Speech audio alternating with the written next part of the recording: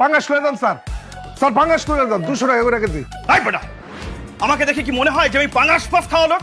পাঙাশ মাছ খাই তোর মতো মুচি মেথর জেলেরা। কোন সাহসে তুই আমাকে পাঙাশ মাছ খাওয়ার কথা বললি? আপনি পাঙ্গাস মাছ কিনলে কিনবেন, না কিনলে নাই, কিন্তু আপনি এত চিল্লাপাল্লা করতেছেন কেন?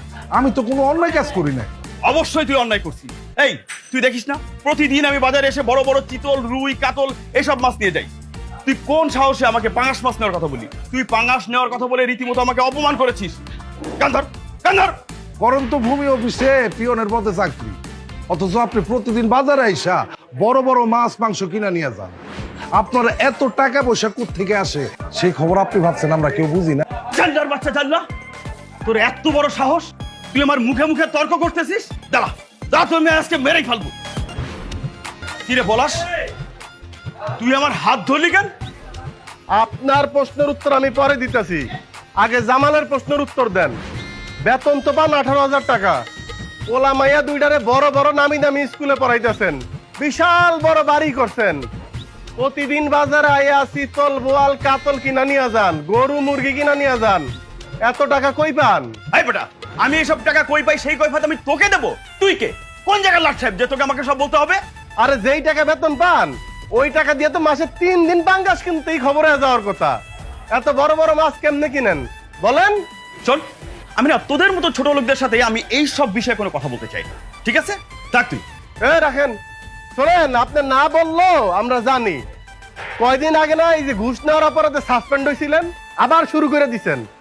কালকে জামাল রে লইয়া আপনার অফিসে যাই আপনার বসের লগে দেখা করবো। কোন জায়গা থেকে এত টাকা আসে তার রহস্য উদ্ঘাটন করবো, বুঝছেন? এসব তুমি কি বলছো পলাশ? তুমি এসব বিষয়ে আমার অফিসে বলে তো আমার চাকরি থাকবে না। তাহলে কি করবেন? জামাল রে যেহেতু আপনি থাপ্পড় দিছেন, এই জামাল তুই 8টা দুইয়া সারের একটা কষায় থাপ্পড় দে। না না না, এই ভরা বাজারে ও আমাকে থাপ্পড় মারলে তো আমার মান সম্মান থাকবে না। ওর থেকে আমি ওর কাছে সরি বলে নিচ্ছি। হ্যাঁ ভাই জেলে জামাল সাহেব, আমি তোমার প্রতি অন্যায় করেছি, তুমি আমাকে ক্ষমা করে দাও। সরি। আহা, শুধু জামালের কাছে মাপ চাইলে তো হবে না।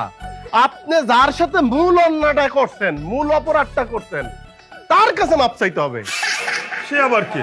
পাঙ্গাস মাছ। আমি পাঙ্গাস মাছের ছোট কইরা কথা বলছেন, পাঙ্গাস মাছের লেজ ধরে মাপছেন। মাপছেন মাপছেন মাপছেন মাপছেন মাপছেন। এই যে, ভাই পাঙ্গাস মাছ, আমি তোমার প্রতি অনেক অন্যায় করেছি, তোমাকে ছোট করেছি, তুমি আমাকে মাফ করে দাও। ভাই পলাশ, তুমি তো পাঙ্গাস খেতে অনেক পছন্দ করো, তাই তোমাকে আমি এটা গিফট করলাম, তুমি এটা নিজে রেঁধে খেও। নিতে আর দিতে অভ্যাস হয়ে গেছে, তাই না? শোনেন, আপনার একটা পরামর্শ দেই, সৎ পথে আয় করুন, পাঙ্গাসময় জীবন করুন। হ্যাঁ, ওয়ালাইকুম সালাম।